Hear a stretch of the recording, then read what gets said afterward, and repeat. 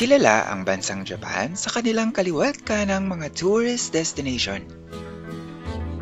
Pero maliban dito, isa sa rason kaya binabalik-balikan ng mga turista ang bansang ito ay dahil sa kanilang malinis na kapaligiran at mataas na kalidad na pamumuhay. In this episode, ay magpatuloy pa tayo sa pag-explore dito sa Japan mga ka-effects. And this time, samahan niyo ako mamangha sa isa daw sa best places to visit in Japan. Laid-back city life ang atake ng lugar na ito na malapit sa kalikasan. From traditional temples to modern cityscapes, hanggang sa mga hidden spots na parang straight out of a movie ang itsura. Let's go and be amazed by the city of Fukuoka.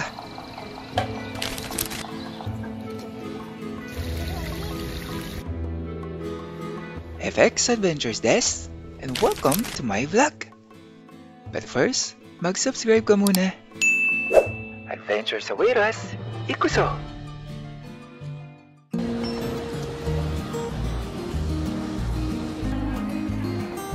Good morning guys, let's have our breakfast.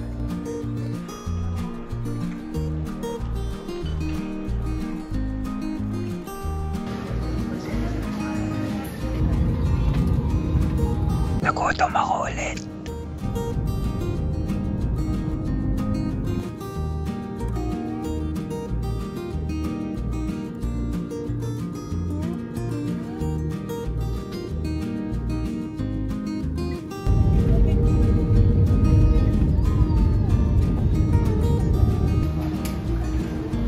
Welcome to Fukuoka! So kukuha muna tayo ng wifi natin guys, then punta na rin tayo sa accommodation.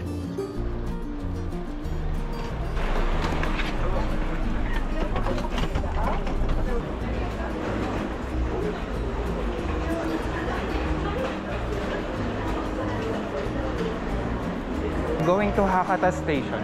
Hakata? Yes. Start from Hakata. Hakata, sasakay tayo ulit, tas Takeshita Station. Paano ka bibili yan? I'm not sure. Let's see. Hello, can I ask? I'm going to Hakata Station. Hakata Station, 260 yen. Here. Thank you.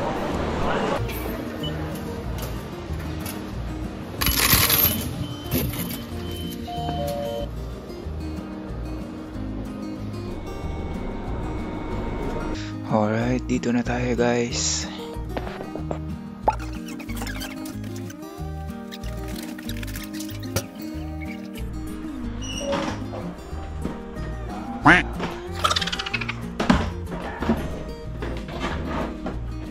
Okay mga ka-FX, so ito yung itsura ng loob ng room na tutuluyan natin for the succeeding days.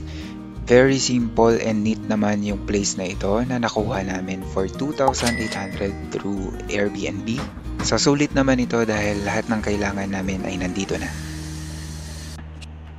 What's up guys? Good evening.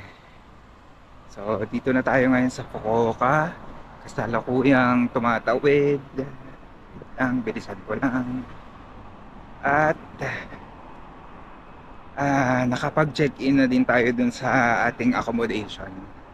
So pangalan niya Avanti House. Accessibility niya malapit siya sa Takeshita Station. So pupunta kami ngayon sa kung ano mang Royal Host.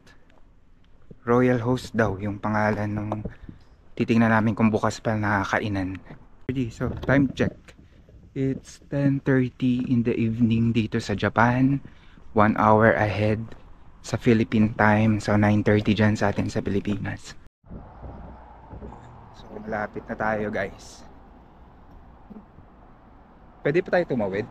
Alanganin no? Antayin na natin yung stop. Kyushu na pala yan.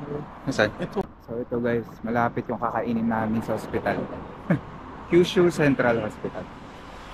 Intersection, yan. Fukuoka, Toyota. Tapos ayun, ito.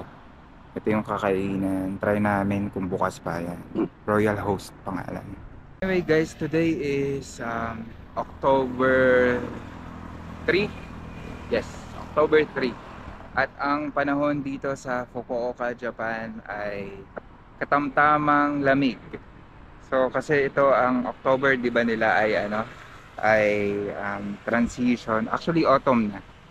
Pero yung transition, since part pa lang siya ng transition ng autumn, hindi pa siya ganun kalamig. Nag-umpisa pa lang yung lamig. Okay naman yung food. Oo. Sige, try natin. Sana bukas pa. Pero perfecto sa mga gusto yung panahon, hindi masyado mainit. Tapos hindi rin naman masyado malamig. So okay lang kahit lumabas kang naka-t-shirt. Presko yung pakiramdam. Hindi ka maiinitan, hindi ka rin sobrang lalamigin. Para ka lang naka-aircon na siguro nasa 25 degrees Celsius or 27. 25 to 27 yung lamig.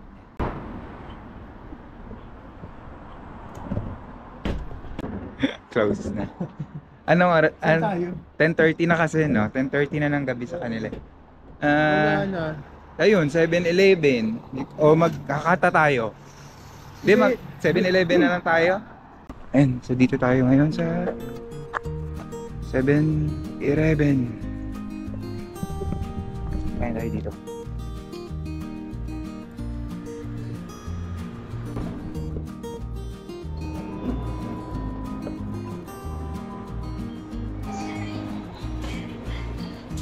Mga sandwich nila. Parang doon din naman, parang kahawig din naman ng sandwiches ng 7-Eleven natin. Medyo mas marami lang silang option.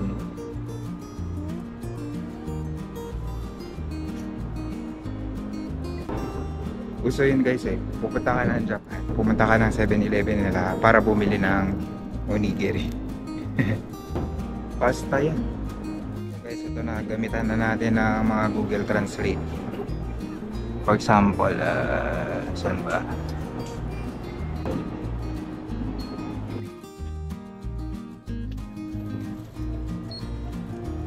Para ba tayo?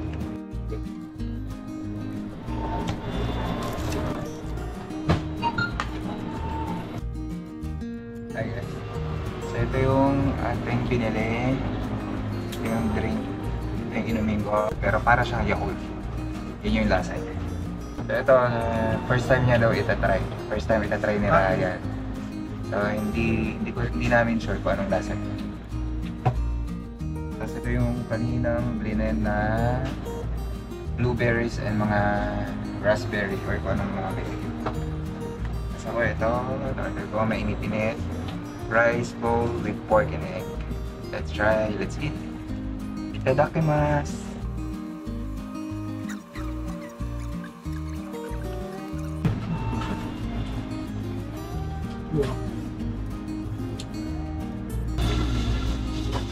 Hindi ko alam kung sobrang gutom lang ako o ang sarap talaga ng pagkain nila kahit sa mga convenience store lang. Sarap na.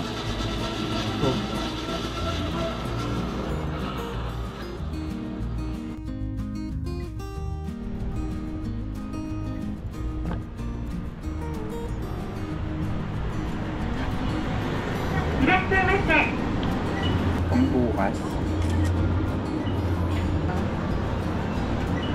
May microwave naman doon.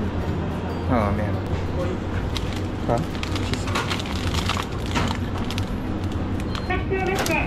Mura ba? Oo, 109 yung bilhin natin. Mataas ko ng konti. Yung gana, ito. Ay, tingin ko yung Ito, red. roast Itong beef. red. Yung regular. Ito, crunchy. Sige, try natin. Ito lang.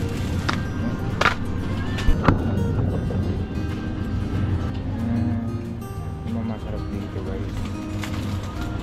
Pang ano lang, pang tawid gutom lang pag nagutom mamaya or bukas ng umaga. Ganun bago bumiyahe.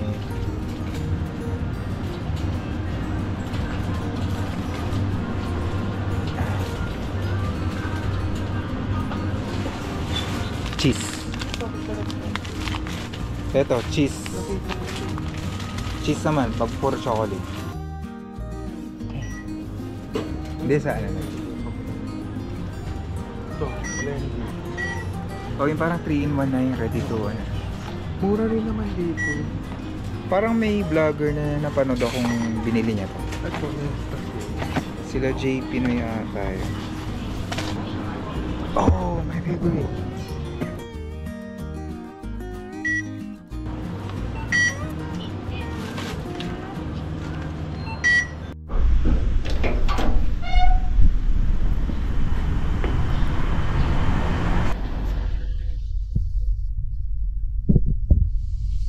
Morning guys. Good morning mga ka-FX. So today is our first morning dito sa Fukuoka. At ngayon, nandito ako sa hallway balcony nung aming tinutuluyan dito sa Avanti House dito sa Shobaro Minami Ward, Fukuoka. So ganda itsura niya guys. Community.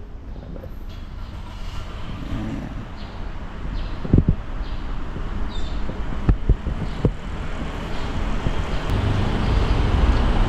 Sobrang kalmado, chill, and tahimik yung ambience dito guys. So sa ngayon, pupunta tayo sa Dazaifu. At doon sa Dazaifu Tenmangu, yung sikat na tourist attraction nila doon, mga shrine. And then, explore tayo doon kung anong meron doon sa kanila. At punta tayo. Kung marami pang oras, punta pa tayo sa iba't ibang lugar doon, sa malapit doon, yung banda sa south.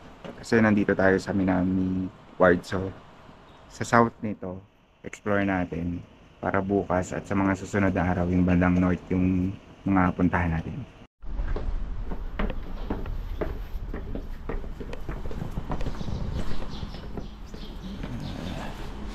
Dito namin ginawa yung susi namin kagabi. Meron silang ganyang box. Tapos, ayan, may vending machine dito. So, yung itsura niya sa labas, guys, ni Avanti House. At, ayan. Yung area namin dito. Ay, yung room namin nandito.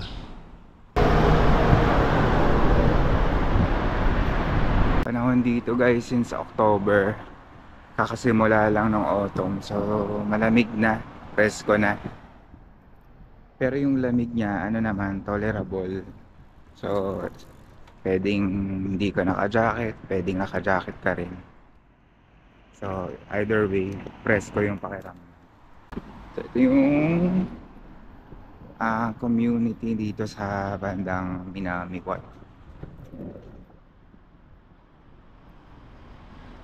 Yung mga daon nagsisimula pa lang mag-ano, na? Nasira. Yung mga dahon ng mga puno, nagsisimula pa lang mag-brown. Pasimula pa lang talaga siya.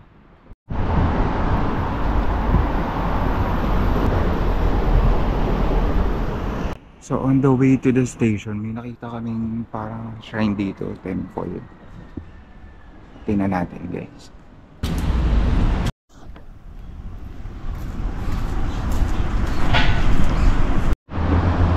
Ayun na, parang nasa area na tayo na buhay.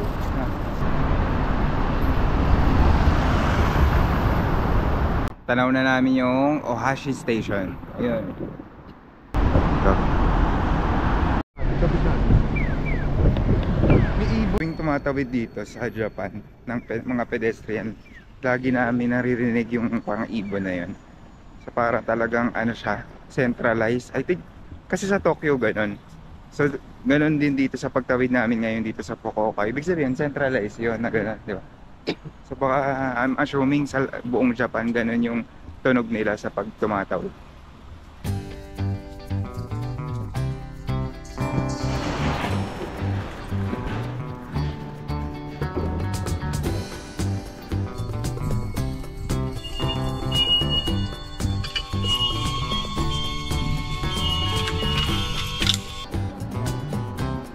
Very convenient para sa akin mga ka-FX ang mag-travel around Fukuoka by either train or bus. Pero going to Dazaifu ay sinubukan muna naming makapunta by train. Siyempre, naligaw na naman kami sa pangunang sakay. Pero after naman ito, ay medyo nagamay na namin dahil mas madaling sundan ang routes na ito compared to Tokyo. Comment down below mga ka-FX kung agree kayo.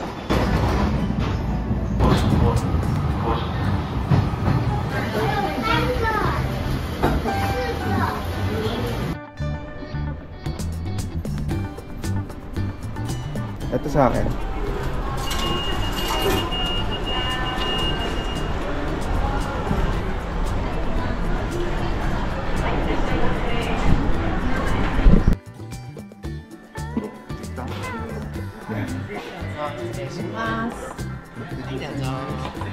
Try natin tong kainan natin dito. Ang gusto ko naman kasi tahimik lang siya. Unang-una sa mga kainan gusto ko tahimik. So, try natin dito. Looking nice. Alright, guys, let's eat.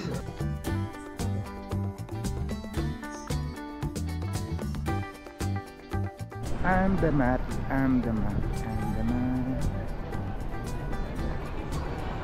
So we're going to here, the Saifu Tenmangu Shrine. We are here. So we are here. Tayo guys, pupunta tayo ng the Saifu Tenmangu Shrine. Tara. Let's go!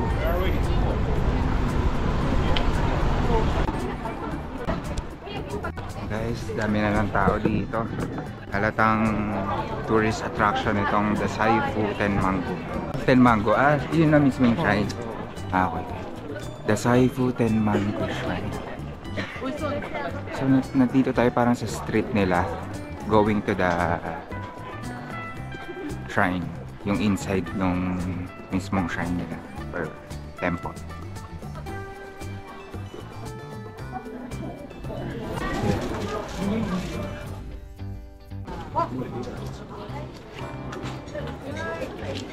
Thank you. Tikman natin tong parang mochi nila. Hindi ko sure. Mochi. Try natin.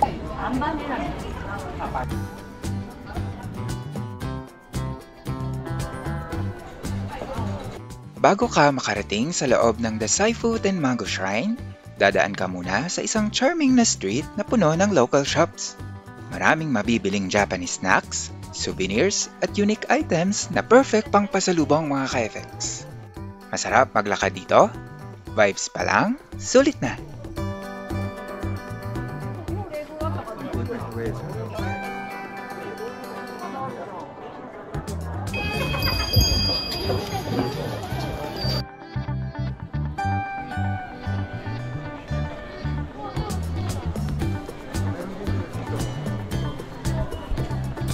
Ito na yung famous Starbucks dito sa Fukuoka. Pinipicturean nila yung Starbucks.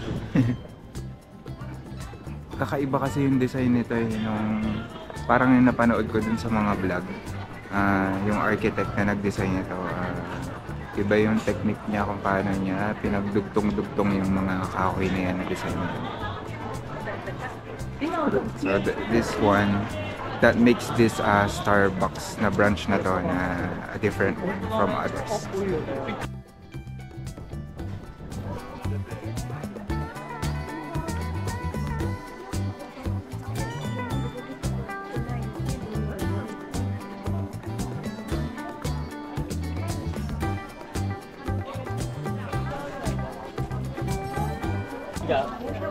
Sabi ko na kung ano yung mahabang pila dito guys. Ito yung pila doon sa para magpa-picture doon sa bull. So tayo hindi tayo pipila na lang siguro or mamaya try natin pabalik kung wala nang pila. Sa The Saifu Tenmangu Shrine, isa sa pinaka-iconic na makikita mo ay ang Ushi o ang bull statue.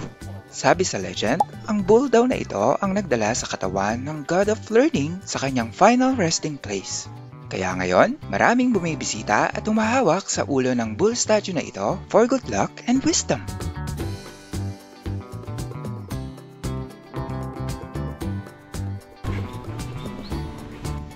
Okay, check muna natin dito guys. Ganda rin ito. Ganda ng scenery.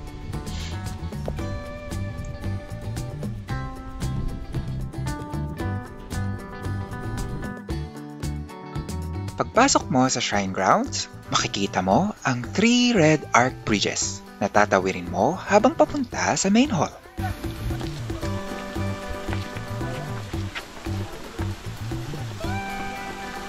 First bridge ay ang kako. Sinisimbolo nito ang past o nakaraan. Tatawirin mo ito nang may pag-reflect sa mga natutunan mo sa buhay.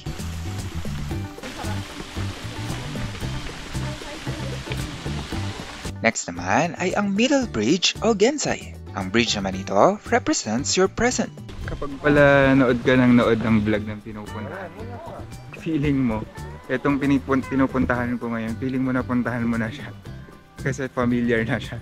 Ganun pala, pag masyado mo siyang pinanood sa vlog bago mo siya puntahan. Sa pagtawid ng middle bridge, reminder to stay mindful and balanced sa current life mo.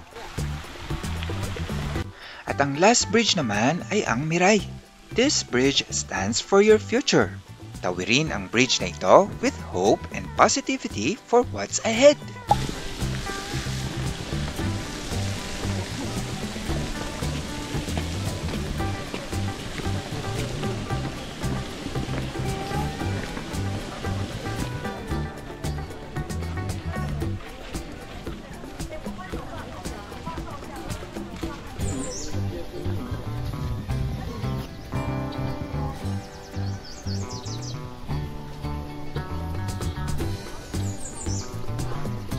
Ito na mga ka-FX, papunta na tayo sa loob. Tingnan natin kung anong nasa loob nito. Tara!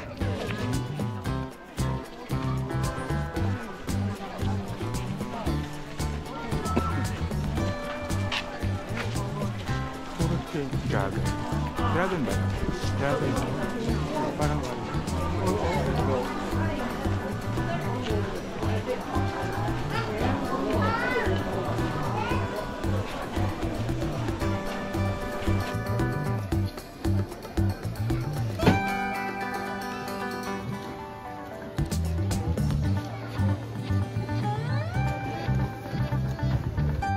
Okay, so dito sa loob guys, may mga souvenirs din sila.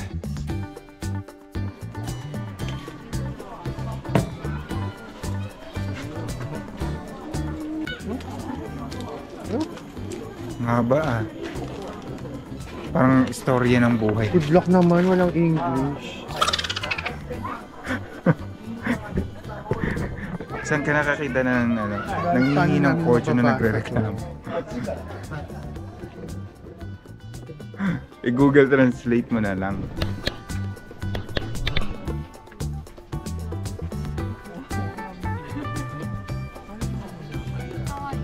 Guys, tingnan niyo to, yung parang meron sila ditong area na kung saan pwede magdasal. Ang napansin ko, natuwa ako yung bubong nila, tingnan niyo.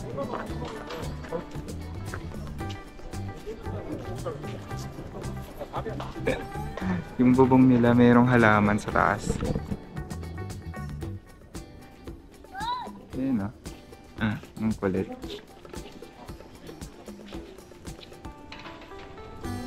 So, obvious naman na sinadya nilang nilagay dyan. Hindi naman yan tutubo ng marami ng ganyan dyan. Ang kulit lang ng nila, creativity nila sa pagdating sa ganyan.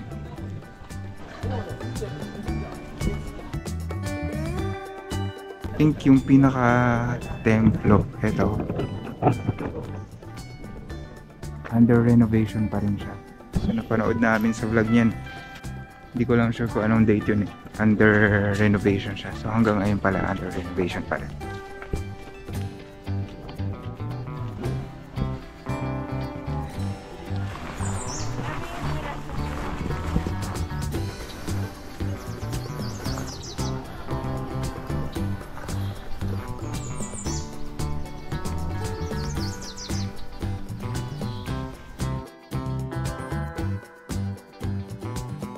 Hindi na namin alam kung saan kami papunta, pero may map. Ba't kasi hindi tayo tumitingin sa map? Hindi natin gamitin si map. Anyway, minsan sa gantong pamamasyal guys, para kasing pag masyadong alam na alam mo yung pupuntahan, systematic ka dun sa map. Parang walang walang surprise, parang ganun. So, hayaan na lang natin kung saan tayo dali ng mga paa natin. At kung ano yung mga makikita natin.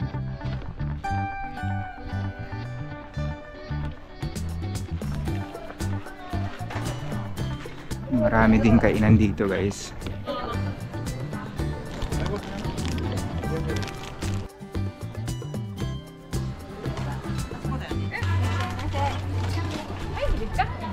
Arigatou gozaimasu. Arigatou gozaimasu.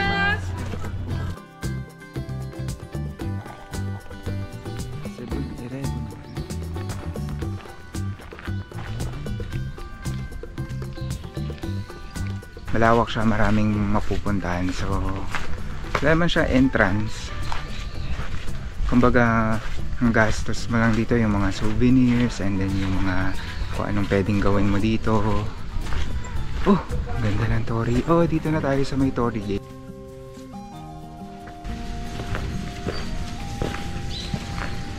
Wow, ang ganda ng view na to, guys. Sa personal, parang hindi ko ma-explain. Ang ganda, parang nasa pelikula.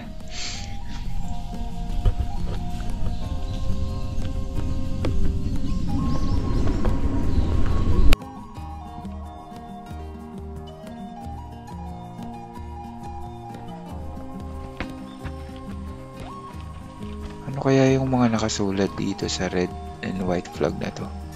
Alam nyo ba, guys? Kakahingal dito. Kakahingal to. Makitakit, guys. Bukod sa mga shrines, mga ka-FX, punong-puno rin ang Dazaifu ng nature vibes. Nakaka-refresh sa ganda ng surroundings.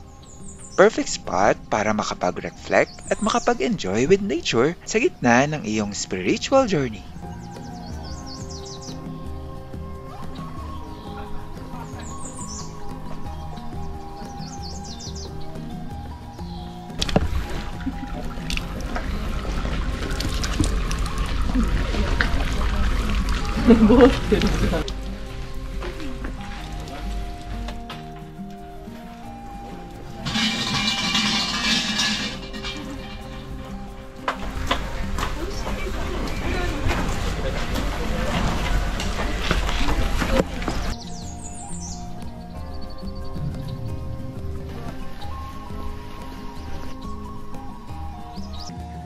Okay guys, baba na tayo.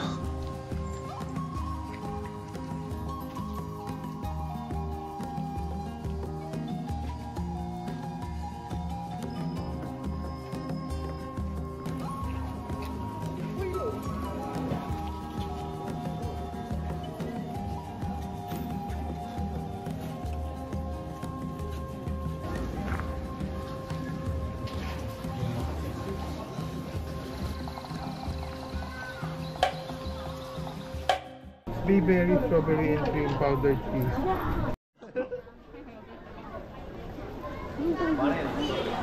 Pasok tayo din.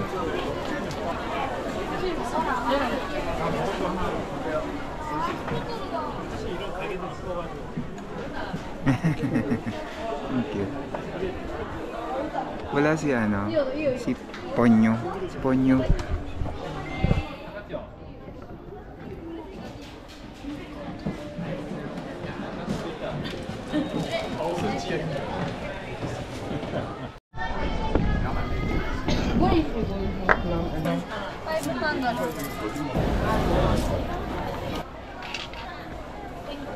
Arigatou gozaimasu.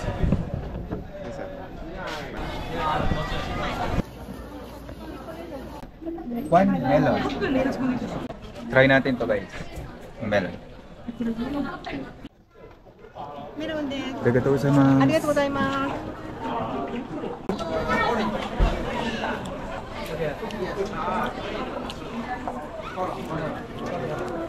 Lasang melon naman. Masarap naman.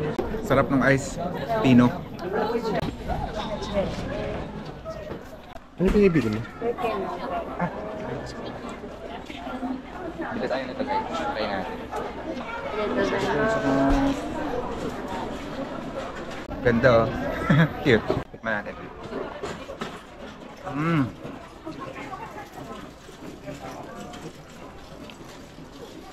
Para siyang ano, mochi na ginawang ice cream. Hindi siya yellow. Para siyang mochi na nilagay, gelatin na nilagay mo sa freezer. Ganun.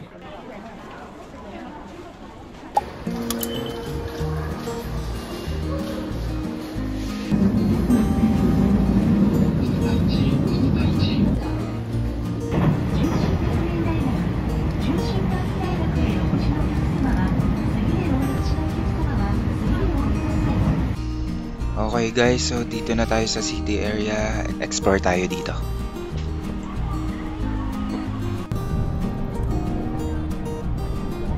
Guys, tingnan natin kung anong makikita na natin dito sa big camera.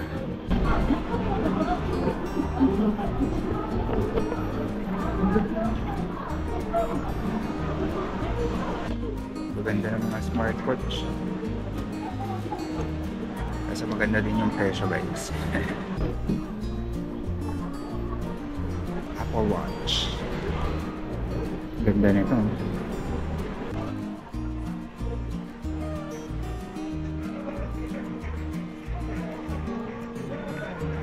Ganda nito. Mga earphone ng mga nagja-jogging. Mga ano din sila. Cord, Pang camera. USB, charger, ganyan. Sari-saring mga headphones. Ano to? Recorder. Nintendo Switch. I used to have one Nintendo Switch. Kaso nag-end up ako na binenta ko rin siya kasi hindi ko na siya nagagamit. Sobrang busy na sa work tsaka sa ibang mga bagay. Pero if may time pa ako, magkaka-time pa ako sa future, gusto ko pa rin balikan kasi ang sarap maglaro ng mga arcade games. Yeah, mga Zelda, Super Mario.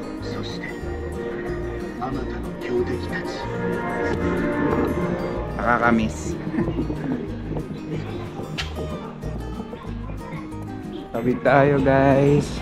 Meron silang connecting dito na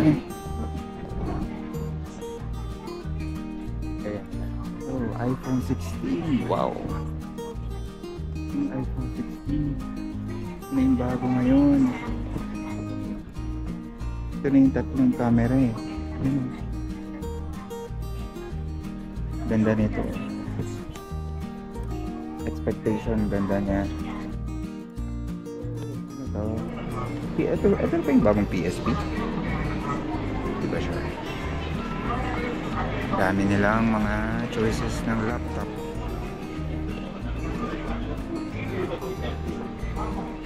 Alala ko tuloy dati nung high school ako. Yung mga gadget, unang mga gadget ko galing sa ate ko noon. Yung ano pa siya, nag-work pa siya dito sa Japan. Yung mga gadget na binibigay niya na sa amin galing dito sa Japan. Tapos yung languages, in Japanese. Wala lang, naalala ko.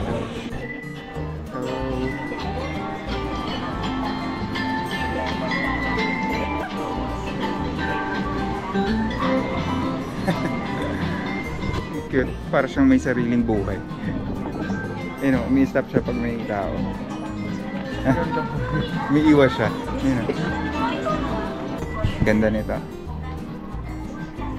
Akala ko yung pangalan ng store na to or shop na to, Big Camera, as in big na malaki, malaking camera. Big pala siya, BIC camera.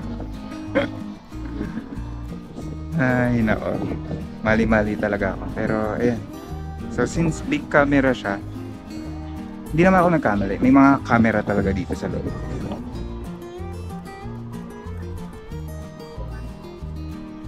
Ganda na ito.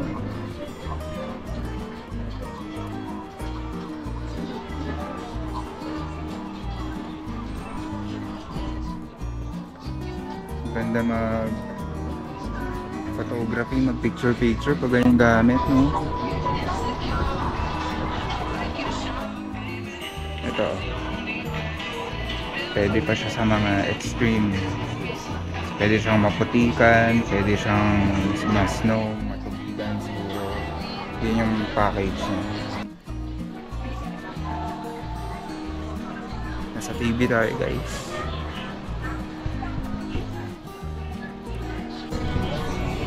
vlogging.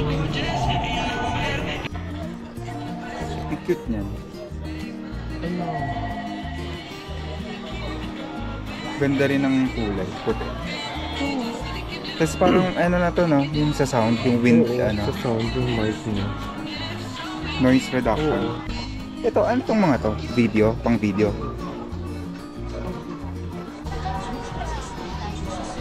Ganda. Yung mga digital. Itong ganda na to. In-innovate nila yung ano. Yung mga digicam. Yun yung nauso dati. Bago mag DSLR ng mga ganyang malalaking camera. Ito yung parang ganito. Mga digicam na ganito.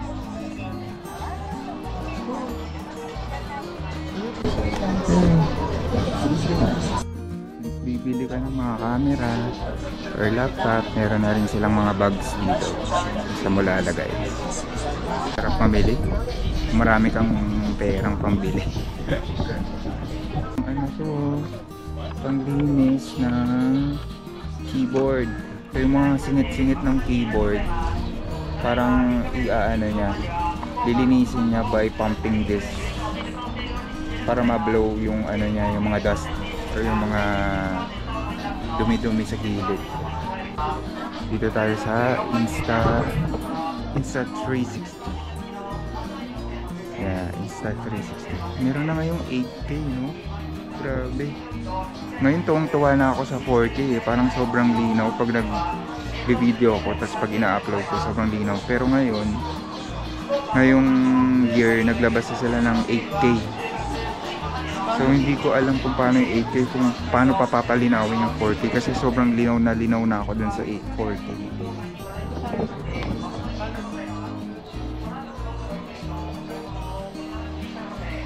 Alin? Di ba gumaganda? Pag bumili ka dito, naka-Japanese talaga. Hindi, ano mo. Yung tanong mo, paano siya pumunta sa likod? Oo, di ba gumaganda siya? Pag inom. Ayun. Hindi. I think, ini-rotate. Ayun. Maganda siya. Oo, ang ganda. Ako gusto ko to. Pag medyo nagkaroon ng budget, gusto ko bumili ng DJI Osmo. Osmo 3 na ata yung bago nila ngayon. Ewan ko kung hawak ko ngayon. Eto, Osmo Pocket 3. Ito na yun. Ito yung bago. So pag ginanon mo siya, magiging patayo siya. 35. Na-off siya. Tapos pag ganito, mag-on siya. Okay. Tapos ito, rotate.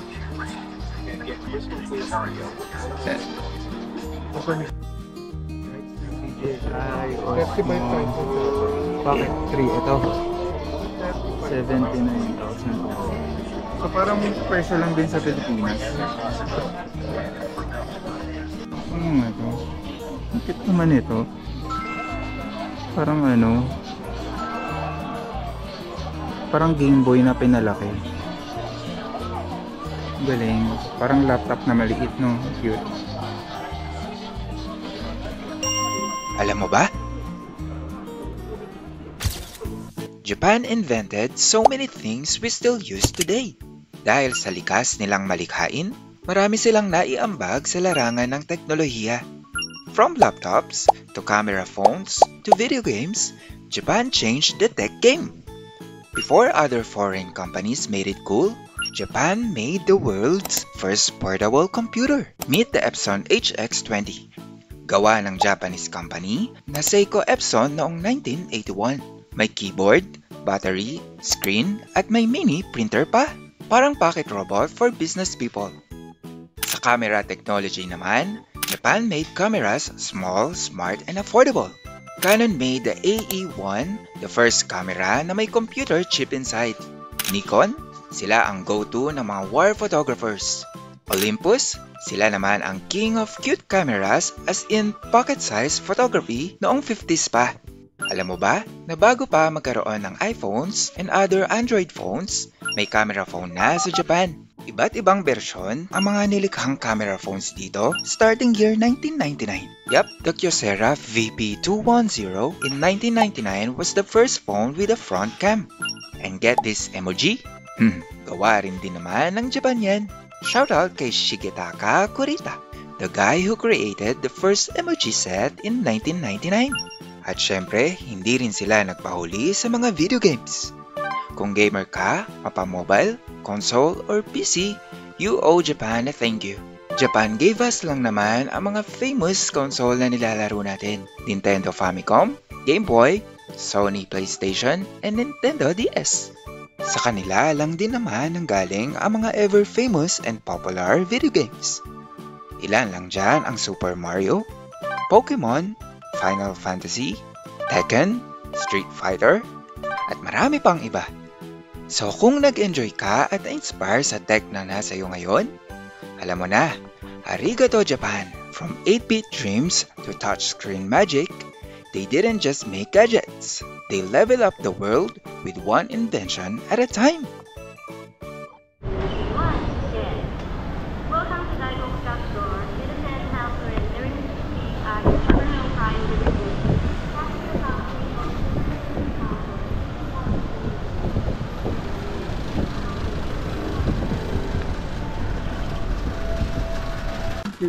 Buldak.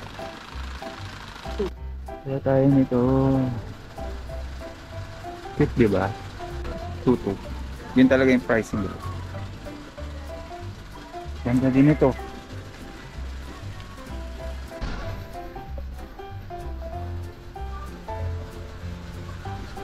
Ito masarap daw ito eh. Si Shinchan guys oh. Shinchan. Cute.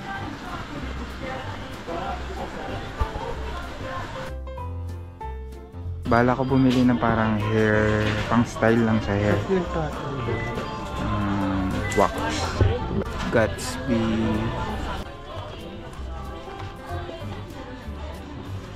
Ito ata, kailangan ko.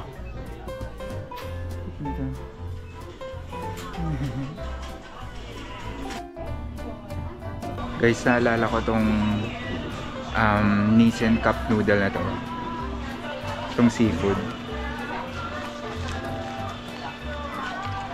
Nung bata ako, first time ko tong matry nung pinapadalhan pa kami ng ate ko from Japan nito. First time ko siyang matikman. At yun, masarap siya. Dito. Guys, anong sasabihin nyo pag gabi na? Good evening. Oo, tama. Mga beater talaga yan. Mga beater. Mga yan. Yan. Okay, so meron palang green na poke. Uy, green. Walay. Guys. Churi talaga guys. Churi talaga. Sa bida ang saya. Sa Jollibee, bida ang saya. So yun guys, pag sa counter, pag yung pinapurchase na sila, papakita yung passport. Titingnan nila yung yung visa. I-purchase mo siya as tax-free. So pag ganun, balutin siya at hindi mo siya pwedeng i-consume while nandito ka sa Japan para ma-tax free siya. So kailangan ipakita yung passport at yung mga ganung bagay.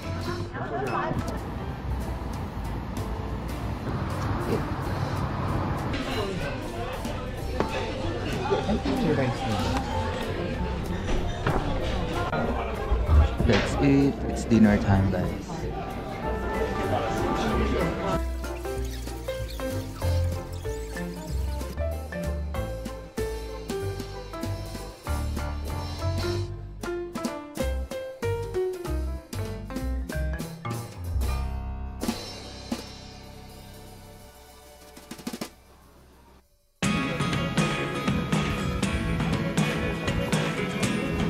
At natapos na naman ang isang gala natin mga ka-FX.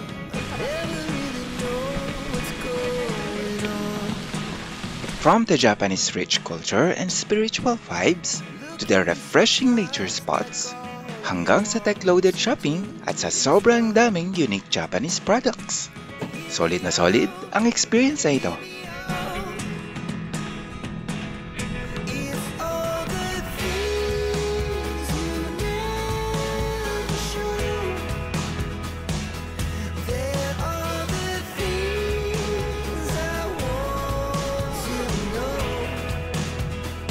Mga ka-FX, hindi pa dyan nagtatapos ang ating Fukuoka exploration. Dahil sa next episode, may mga pupuntahan pa tayo na sure mapapawaw ka sa kagandahan. Kung nag-enjoy ka sa vlog na to, don't forget to like and subscribe mga ka-FX and hit the notification bell para updated ka naman sa mga next vlog natin. O paano mga ka-FX? Until our next adventure, matane!